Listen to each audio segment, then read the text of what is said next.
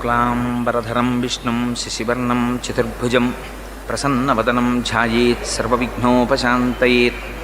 గురుర్బ్రహ్మా గురుర్విష్ణుః గురుర్దేవో మహేశ్వరः గురుస్సాక్షాత్ పరబ్రహ్మ తస్మై శ్రీగురవే నమః. వ్యాసాయ విష్ణురూపాయ వ్యాసరూపాయ విష్ణవే నమో వై బ్రహ్మనిధయే వాసిష్ఠాయ నమో నమః. కూజంతం రామ రామేతి మధురం మధురాక్షరం ఆరుహ్య కవితాశాఖాం వందే వాల్మీకికోకిలం. శృతిస్మృతిపురాణానాం ఆలయం కరుణాలయం నమామి భగవత్పాదశంకరం లోకశంకరం. వాగర్ధావివ సంపృక్తౌ వాగర్ధప్రతిపత్తయే జగతః పితరౌ వందే పార్వతీపరమేశ్వరౌ. సూక్తిం సమగ్రయతున స్వయమేవ లక్ష్మీః శ్రీరంగరాజమహిషీ మధురైఃకటాక్షైః. వైదగ్ధ్యవర్ణగుణగుంభనగౌరవైర్యాం ఖండూలకర్ణకుహరాः కవయోధయంతి. హైమోత్ఫపుండ్రమజహన్మకుటం సునాసం మందస్మితం మకరకుండలచారుగండం. బింబాధరం బహుళదీర్ఘకృపాకటాక్షం శ్రీవేంకటేశముఖమాత్మనిసన్నిధత్తాం. మనోజవం మరుతతుల్యవేగం జితేంద్రియం బుద్ధిమతాం వరిష్టం. వాతాత్మజం వనరయూధముఖ్యం శ్రీరామదూతం శిరసా నమామి. అపదామపహర్తారం దాతారం సర్వసంపదాం లోకాభిరామం శ్రీరామం భూయో భూయో నమామ్యహం. శ్రీరామచంద్రం శ్రితపారిజాతం సీతాముఖాంబోరుహచించరీకః.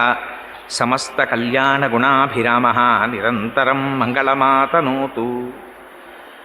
సింధూరారుణవిగ్రహాం త్రినయనాం మాణిక్యమౌళిస్ఫురత్తారానాయకశేఖరాం స్మితముఖీం ఆపీనవక్షోరుహాం. పాణిభ్యాం అళిపూర్ణరత్నచషకం రక్తోత్పలం బిభ్రతీం సౌమ్యాం రత్నఘటస్థరక్తచరణాం ధ్యాయేత్ పరేదంబికాం. హరి ఓం. పరమేశ్వర స్వరూపమైన సభకి నమస్కారం. రామానుజాచార్యులు వారు అనుగ్రహ భాషణం చేస్తూ ఒక మాట అడిగారు. శ్రీనివాసుడు అలంకార ప్రియుడు, ఆయనకి నిత్యపుష్ప కైంకర్యం జరగాలి, తులసి కైంకర్యం జరగాలి.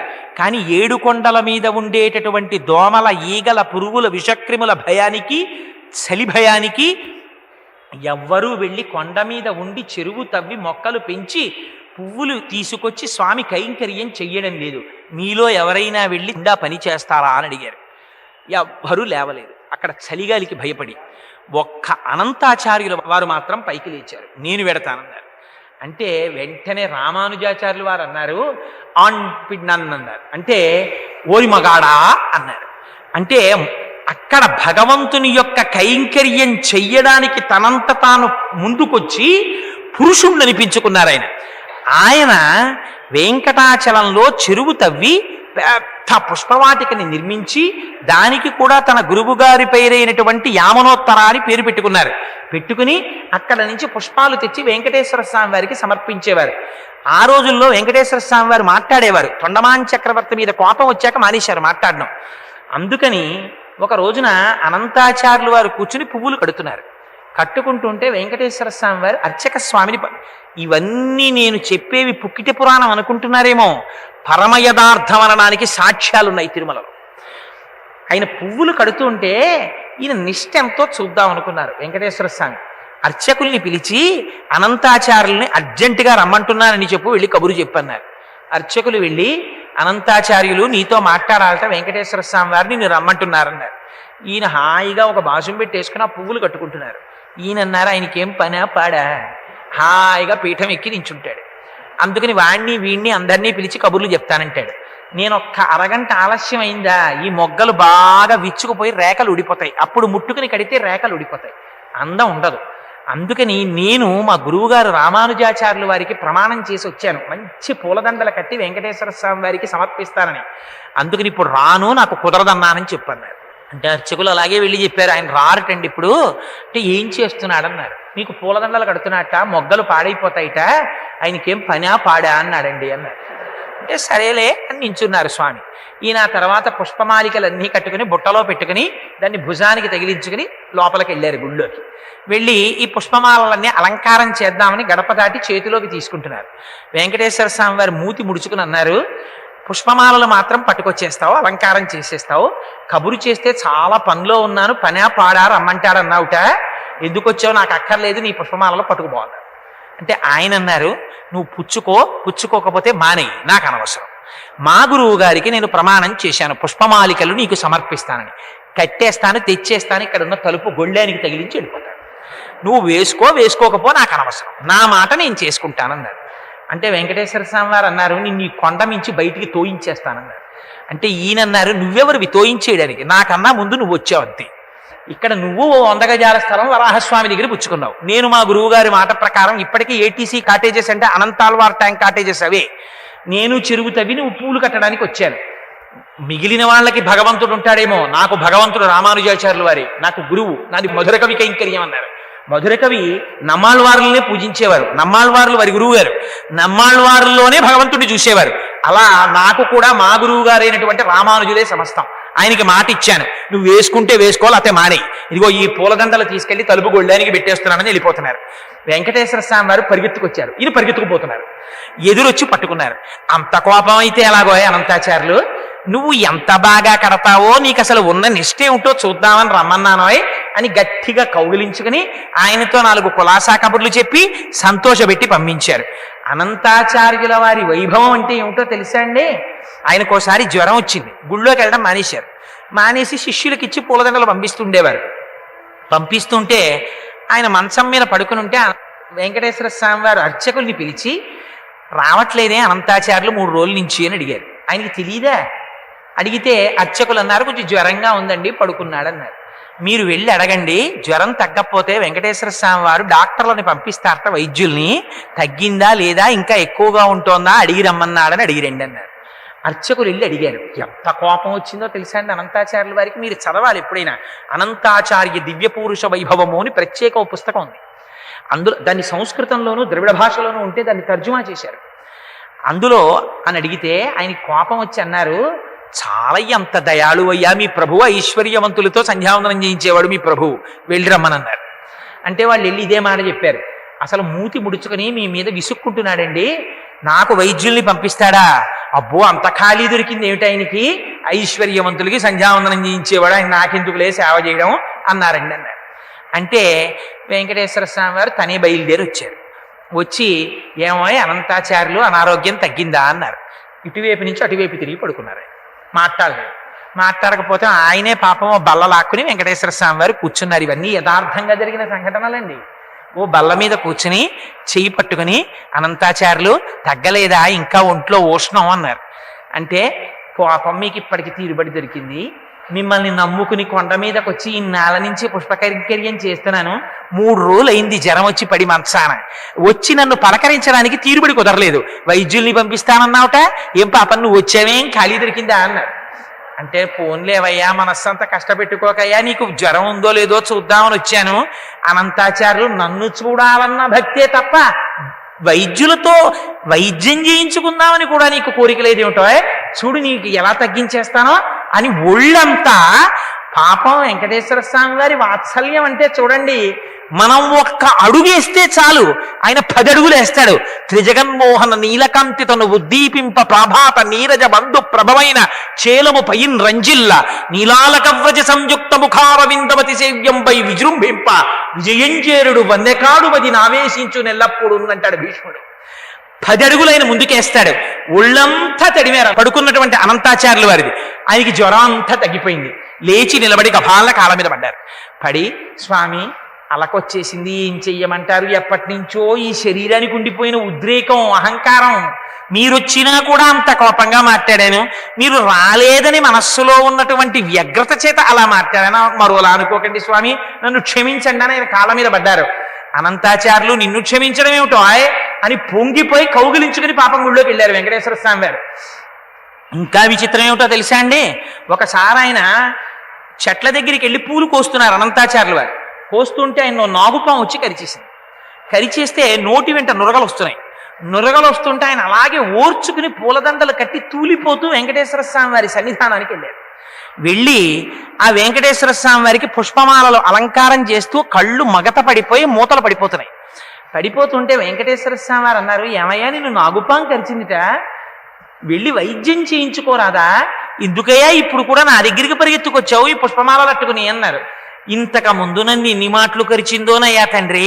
సంసార సర్పదష్టానాం జంతునామ వివేకినాం చంద్రశేఖర పాదాబ్జ స్మరణం పరమం పరమౌషధం.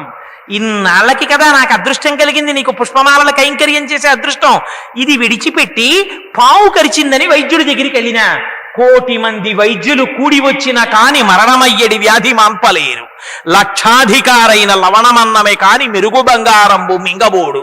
నాకెందుకయ్యా వైద్యం, నీ పాదాల సన్నిధిలో పడిపోతే చాలన్నారు. ఒక్కసారి ఆయన తల మీద చెయ్యి పెట్టారు, విషం దిగిపోయింది ఆయనకి.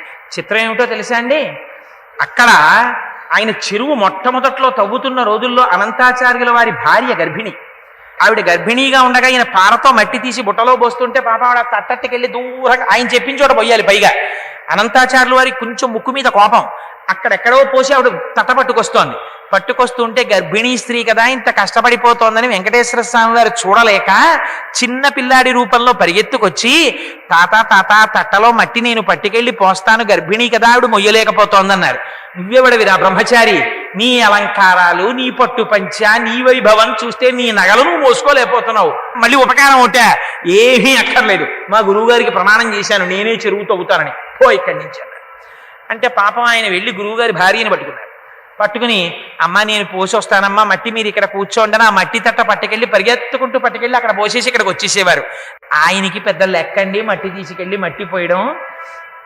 అన్నమాచార్యులు వారు అంటారు, ఆయనకి ఆఖరికి శాలెవాణ్ణి చూసినా వెంకటేశ్వర స్వామి వారే గుర్తొచ్చారు. రంగురంగుల చీరలల్లే నేతబేహారి అన్నారు. అందుకని ఆయనకి మట్టి ఎక్కడ పోయడం ఓ పెద్ద లెక్క, నేను మట్టి పోసి పరిగెత్తుకు వచ్చేస్తున్నారు. ఈయన మట్టి తవ్వుతూ అన్నారు, ఏమీ గర్భిణివి కదా ఇప్పటిదాకా తట్టపట్టకెళ్ళి రావడానికి ఇంత ఆలస్యం అయ్యేది, ఇప్పుడేమిటో ఇంత చురుగ్గా వస్తున్నావు అన్నారు. అని వెనక్కి తిరిగేటప్పటికీ పిల్లాడు కనపడేటప్పటికీ ఎరా వద్దంటే నువ్వు మళ్ళీ పని కడ్డొస్తున్నావా, ఉండు నీ పని చెప్తానని చేతిలో గుణపం పట్టుకు పరిగెత్తాడు. ఆ పిల్లవాడు ముందు పరిగెత్తాడు, ఈయన వెనక పరిగెత్తాడు. పరిగెత్తి పిల్లాడు పూర్వం మారవీధుల్లో చీకటి చెట్లు ఉండేవి. చీకటి చెట్లు అంటే తమాల వృక్షం అంటారు సంస్కృతంలో. తమాల వృక్షం పైకి ఎక్కేశాడు. ఎక్కేస్తే పాప ఆయన పెద్ద ఆయన చెట్టు ఎక్కలేరు, గుణపం పట్టుకుని కింద నిలబడ్డారు. ఊరే పిల్లాడా కిందకి దిగంటారు, ఆయనేమో కిందకి దిగరు. ఆఖరికి తాత నువ్వు కొట్టనంటే కిందకి దిగుతానన్నారు. నిన్నేమీ చెయ్యను రా అబ్బాయి కిందకి దిగన్నారు. తీరా వెంకటేశ్వర స్వామి వారు కొమ్మ మించి కిందకి దూకేసరికి ఈయన వెంటపడితే పాపం వెంకటేశ్వర స్వామి వారు పరిగెడుతున్నారు గుళ్ళోకి వెళ్ళిపోదాం. ఈయన చేతిలో ఉన్న గుణపం విసిరేశారు. ఆ గుణపం వచ్చి వెంకటేశ్వర స్వామి వారి యొక్క చుబుకం మీద కొట్టుకుని నెత్తురు కారుతూ లోపలికెళ్ళి గుడి తలుపులు 2 మూసి కడిగిపెట్టేశారు. సాయంకాలం అయింది. ఆ కుర్రాడు బయటికి రాకపోతాడా పట్టుకోపోతాడా అని ఆ గుడి మెట్ల మీద కూర్చున్నారు అనంతాచార్యుల వారు. కూర్చుంటే అర్చకులు వచ్చారు. ఏమిటి గుడి తలుపులు తీస్తే రావట్లేదన్నారు. పిల్లాడోడు దూరి తలుపులు వేసేసాడన్నారు. ఒరే నాయనా, సాయం సమయంలో చెయ్యవలసిన పూజకి ఆలస్యం అయిపోతోందిరా, తలుపు తీరా అని తలుపులు కొట్టారు. కొడితే మొత్తానికి స్వామివారి దివ్యలీల చేత తలుపులు తెరవబడ్డాయి. లోపలికి వెళ్ళారు, వెతికారు, పిల్లవాడు కనపడలేదు. అప్పుడు ఎంత ఉండేది కనుక గుడి. వెతికి లోపలికి వెడితే వెంకటేశ్వర స్వామి వారి గడ్డం మీద పెద్ద దెబ్బ తగిలి నెత్తురు ఓడి ముద్ద కట్టి కనపడింది. చూసి అనంతాచార్యులు వారు వలవల ఏడ్చారు. స్వామి నేను కొట్టానా, నా చేత్తో గుణపం పెట్టని పచ్చకర్పూరం తీసి అద్దారు రక్తధార లాగడానికి. అనంతాచార్యులు, నా భక్తుల చేతిలో దెబ్బలు తినడం కూడా నాకు సంతోషమేనయ్యా, అందుకని ఎప్పుడైనా వెంకటాచలం వచ్చిన వాళ్ళు నా గడ్డం వంక చూసి వెంకటేశ్వర స్వామి వారి గడ్డానికి ఉన్నటువంటి తెల్లమత్స ఏమిటండి అని ఎవరైనా అడిగితే నీ కథ చెప్తారు. నీ కథ చెప్పిన నాడు నేను పరవశించిపోతాను, పొంగిపోతాను, మనసులో ఆనందపడిపోతాను. తన భక్తుల కోసం దెబ్బలు తిన్నవాడు పరమాత్మ. అందుకే భీష్ముడు అంటాడు, కుప్పించి ఎగసిన కుండలంబుల కాంతి గగన భాగం బెల్ల కప్పి కొనక ఉరికిన ఓర్వక నుదరంబులో నున్న జగముల వ్రేగున జగతి కదుల చక్రంబు చేబట్టి చనుదించురయమున పైనున్న పచ్చని పటముజార నమ్మితి నాలావునగుబాటు చేయకు మన్నింపు మని క్రీడి మరల దిగువ కరికి లంఘించు సింహంబు కరని నిరసి నేడు భీష్ముని చంపుదు నిన్ను కాతు విడువు మర్జున ఎటంచు అని వెనక పరిగెత్తుకొచ్చాడు మహానుభావుడు. ఎలా? అక్కడ ప్రతిజ్ఞ చేశాడు ఆయన. ఏమని? నీకు నా సైన్యమంతా కావాలా, అర్జునుడు ఒక్కడు కావాలా అని అడిగారు. అందుకని ఆయన కృష్ణ పరమాత్మ దగ్గరికి వెళ్ళి దుర్యోధనుడు అడిగితే నీకు సైన్యం ఇస్తాను, నేను అర్జునుడి రథం మీద నించుంటానన్నాడు. అర్జునుడు రథం మీదకొచ్చి నించుంటున్నాడు తప్ప ఏం చేస్తాడు లేని దుర్యోధనుడు అనుకున్నాడు. భీష్ముడు చెప్పేశాడు, కృష్ణుడు ఒక్కడు చాలయ్యా, కృష్ణుడంటే ఏమిటో తెలుసా? ఆనాడు భీష్మాచార్యుల వారు కృష్ణుడి యొక్క బలహీనత ఏమిటో బయట పెడతానన్నారు. కృష్ణుడు ప్రతిజ్ఞ చేశాడు ఏమని? నేను ఆయుధం పట్టను, యుద్ధం చెయ్యను అన్నాడు. భీష్ముడు ప్రతిజ్ఞ చేశాడు. భీష్ముడి దగ్గరికి వచ్చి చెప్పారు, ఏమండి కృష్ణుడు ఆయుధం పట్టట, యుద్ధం చెయ్యట అన్నారు. భీష్ముడు సర్వసైన్యాధిపతి, కురు సైన్యానికి. ఆయన అన్నాడు, నేను చేస్తున్నాను ప్రతిజ్ఞ, కృష్ణుడి చేత ఆయుధం పట్టిస్తాను, యుద్ధం చేయిస్తానన్నాడు. ఎవరి ప్రతిజ్ఞ నెరవేరాలి?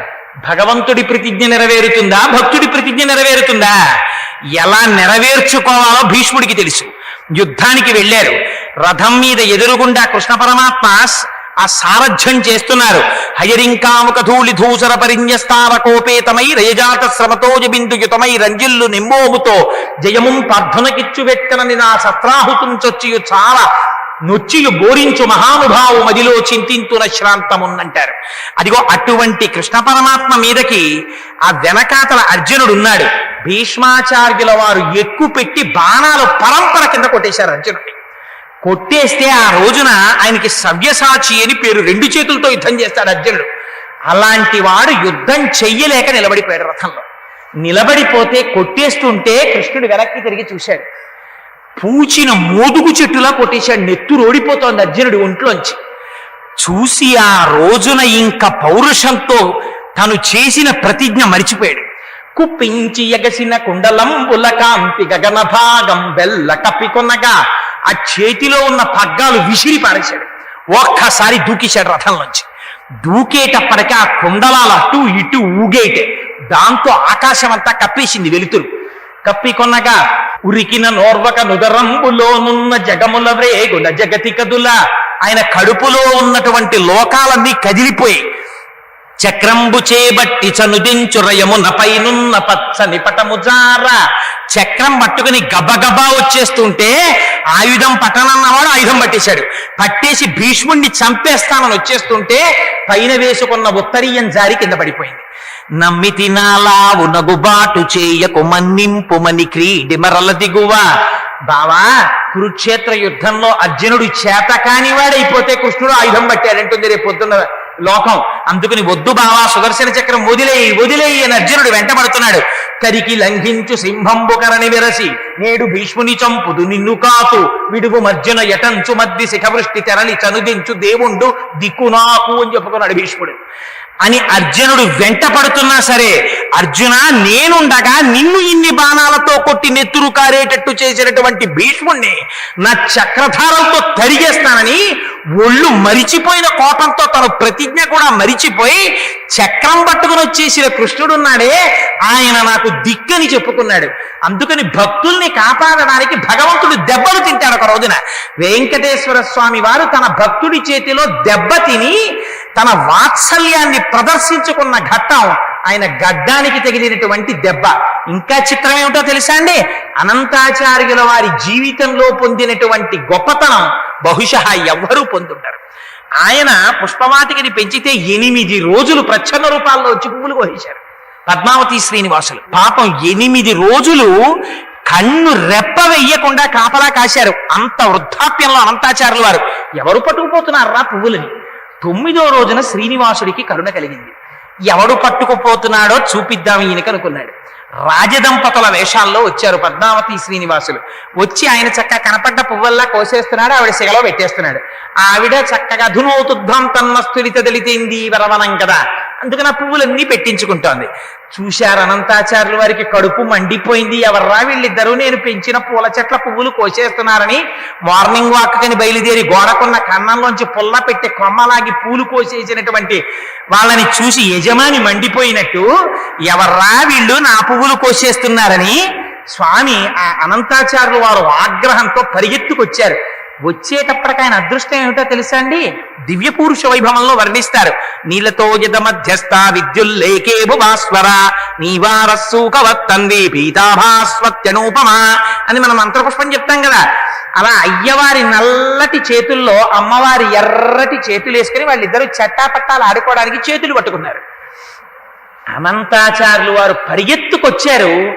ఇద్దరిని పట్టుకోవాలనుకున్నారు. అందుకని ఎక్కడ పట్టుకోవాలి? ఆ వైభవం అనంతాచార్యులు గారికి ఇచ్చారు అయ్యవారు.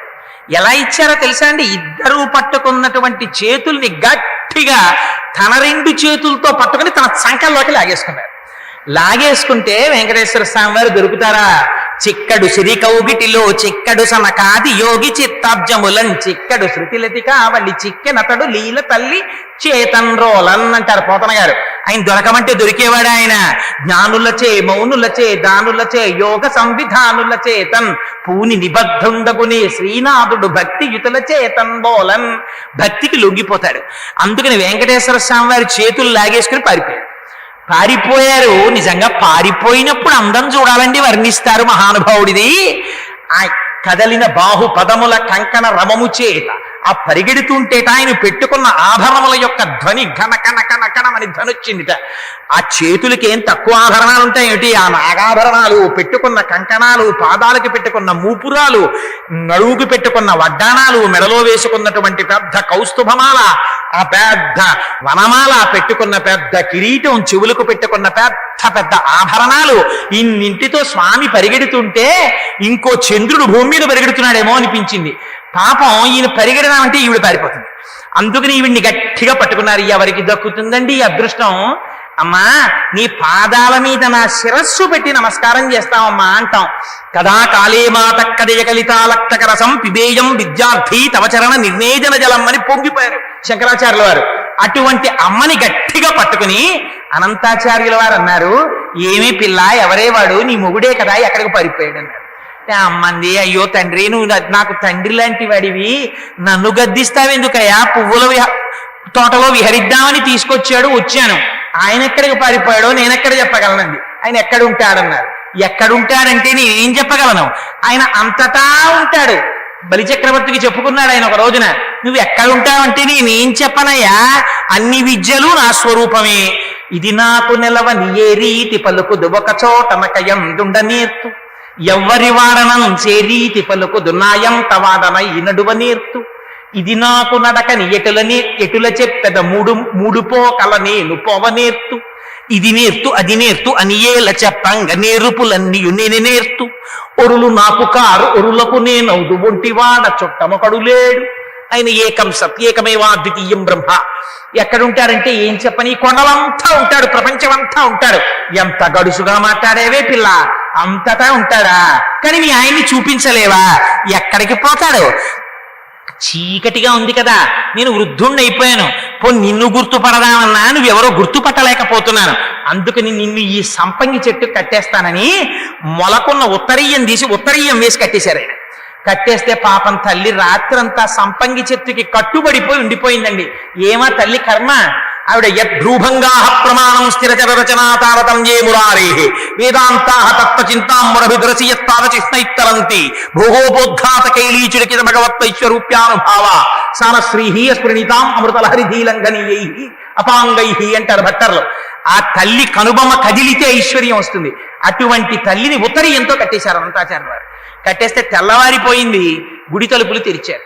తెరిచి లోపలికి వెళ్ళేసరికి స్వర్ణ లక్ష్మి కనపడలేదు. కనపడకపోతే అర్చకులు తెల్లబోయారు. వెంకటేశ్వర స్వామి వారు చెప్పారు, పాపం అర్చకుల్ని నిర్బంధించి కొట్టబోయారు.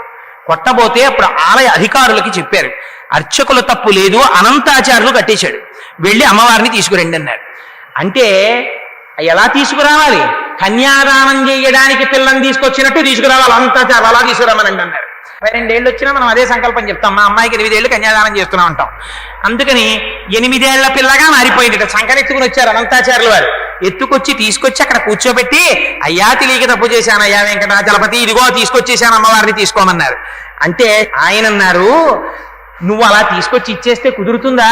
నువ్వు మళ్ళీ నాకు పిల్లని తెచ్చి ఇచ్చిన వాడివి, నువ్వు మామగారివి నాకు అని మామగారు అని పిలిచి తను కట్టుకున్నటువంటి పంచె విప్పి అనంతాచార్యుల వారికి మెడలో వేశారు.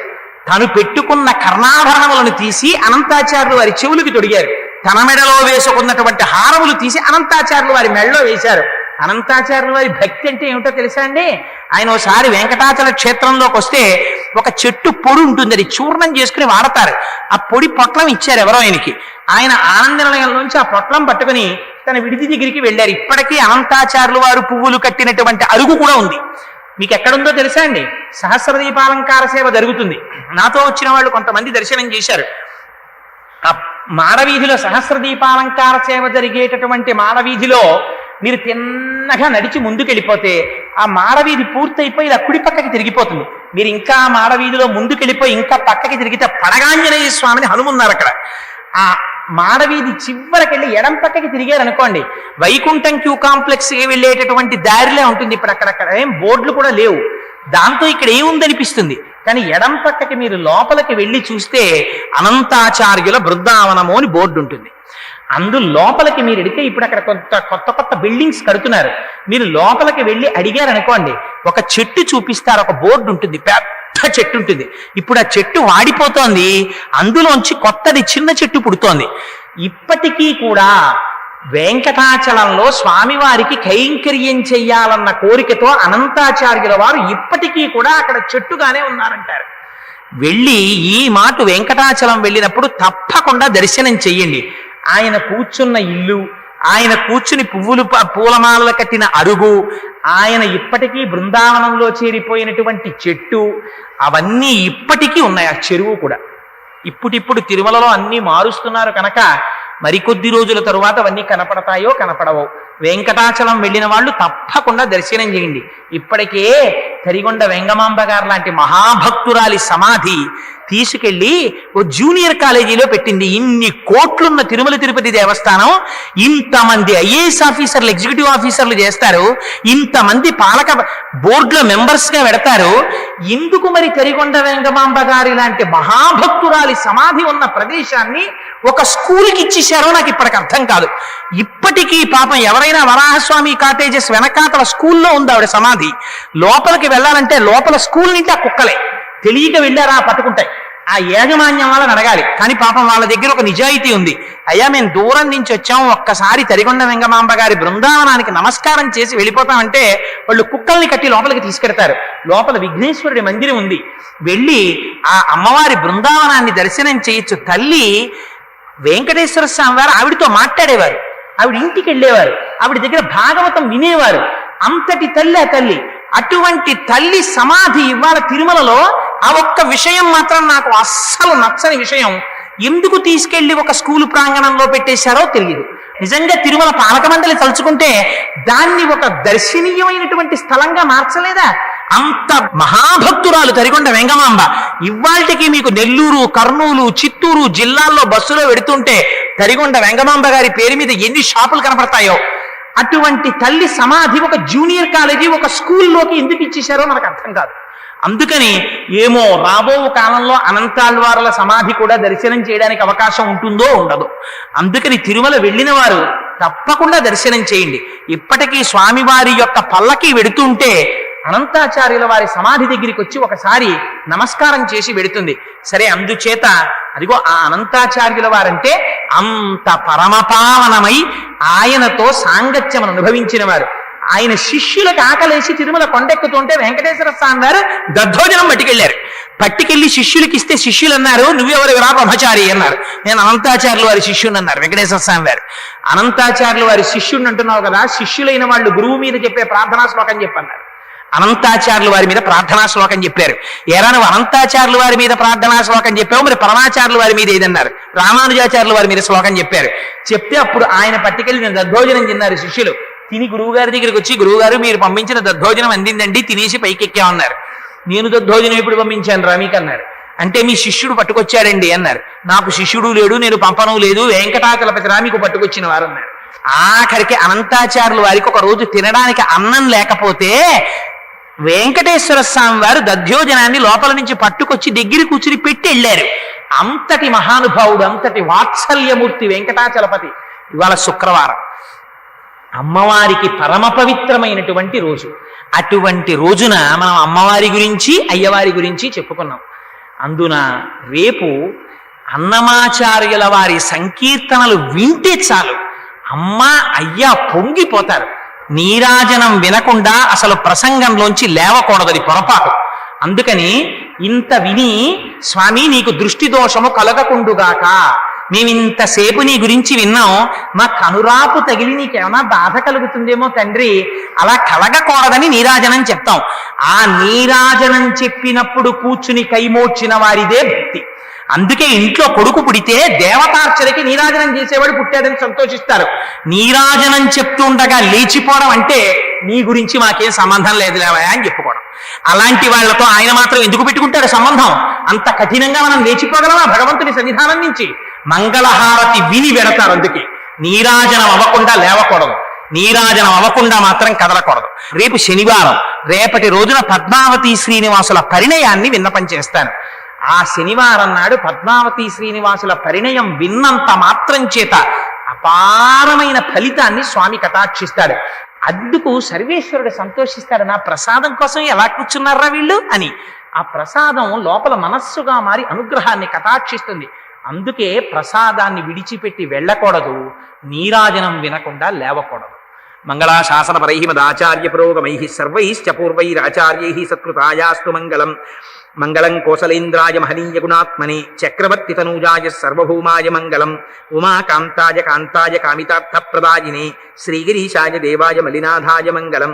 కరచరణకృతం వా కర్మ వాక్కాయజం వా శ్రవణనైనజం వా మానసం వాపరాధం విహితం వా సర్వమేత్తక్షమస్వ.